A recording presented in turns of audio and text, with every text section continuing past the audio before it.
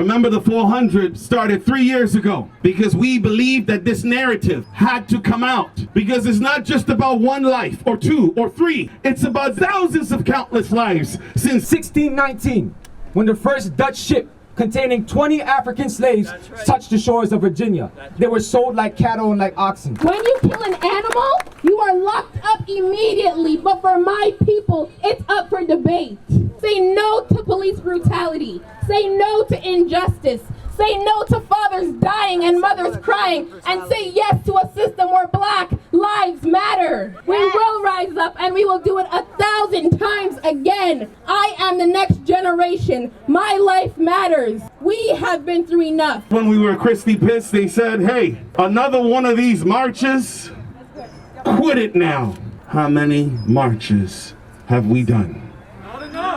Not enough! All of these things just continuing because our voices aren't heard loud enough. We need to come back to who we are. We are a dedicated team to the community, not just the Black people. I want to show love to every single person that came out here and kneeled for 4 minutes. Each minute represented 100 years of our affliction. That's right. This has happened for way too long. I want my nieces, I want my nephews to walk outside and come home safely without me busting a sweat, thinking, oh, he's gone. Oh, something's coming from. No, none of that. We have to unite, and we have to make this change now. We can overcome, but we can only do it together. It's not just a Black problem, it's a worldwide problem. We're all made from the same thing. I'm not different than you or you. I'm not just no one. The only thing different is the color of my skin. That's it. But we all got to come together to change the world for the better. So I don't have to worry about walking outside. My little brothers don't have to worry about walking outside and getting stopped. My little sisters, my aunties, my uncles, anybody. I don't want anybody to have to worry about that kind of stuff. What were you before they took you?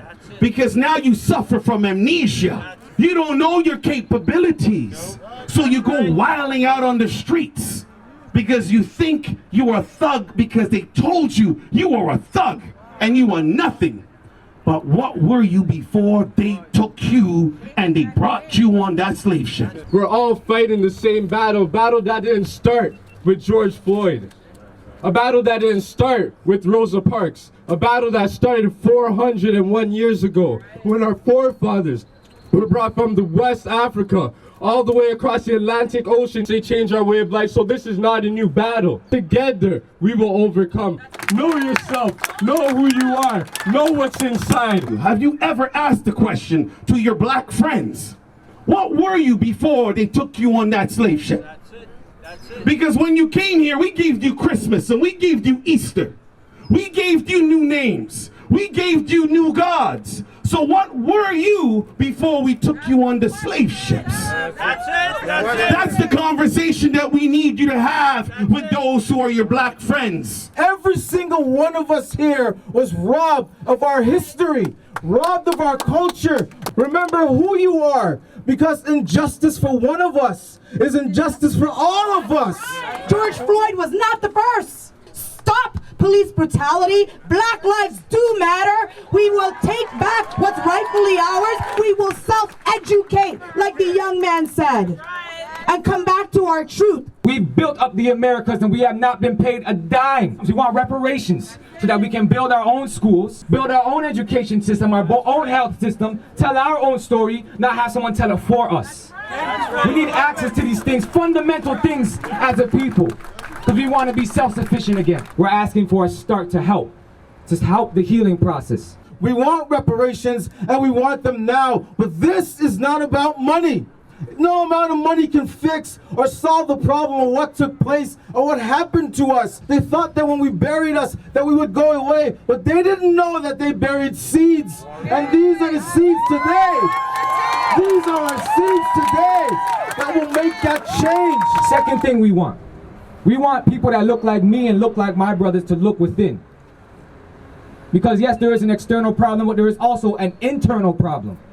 That's right. We need to stop fighting amongst our own.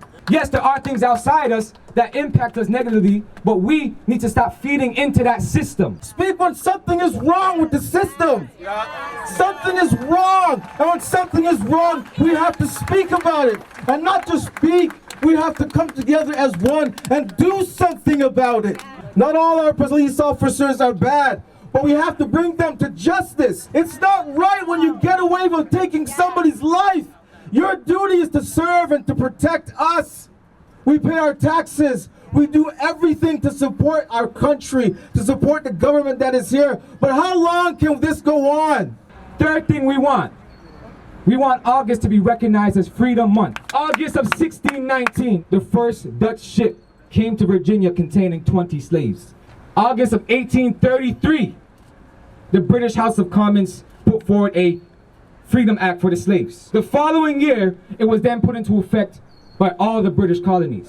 In August, we're going to celebrate August the 1st as Freedom Month for us. We need to be free so that we can grow together, so that we can build together, because we are all one voice. And if there is no justice, there will be no peace. Black lives matter. We all matter today. This is the greatest city on the planet, and no other place can you see all these people come together to join one cause, to stand beside each other and fight for our freedoms and fight for our justice. Go to our website and find out how you can be involved and support our youth, who will be the next generation, and hear their voices, not just by words, but by your actions. Our voices need to be heard all across this country. Remember the? 400! Remember the? 400!